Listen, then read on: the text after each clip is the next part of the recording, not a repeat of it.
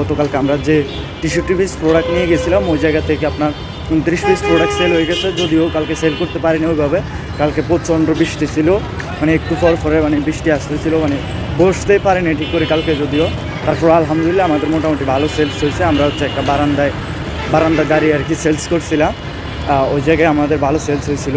যদিও ওইখানে সিকিউরিটিরা আমাদেরকে সেল করতে দেয় না আর কি, একটু দাঁড়াইছিলাম, পরবর্তীতে সিকিউরিটি ওইখানে দাঁড়াইতে দেয় নাই, মানে সেল করতে দেয় নাই। আর আজকে এই জায়গায় অল্প কিছু প্রোডাক্ট আছে, আবার এই জায়গা থেকে আমরা আবার গিফটের জন্য কিছু প্রোডাক্ট রেখে দিছি।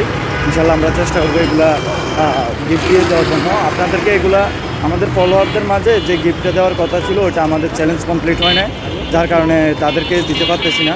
বাট আমরা এই গিফটে আমরা হচ্ছে কোনো মানুষকে দিয়ে দেওয়ার চেষ্টা করবো, একটু গরিব দেখে যারা আছে তাদেরকে দিয়ে দেওয়ার চেষ্টা করবো ইনশাল্লাহ। যারা রিক্সা চালক বা ভ্যান চালক, রাস্তার আশেপাশে অনেক মানুষ আছে। ওই দিন আমার কাছে একজনের প্রোডাক্ট চাইছিল, আমি দিতে পারি নাই।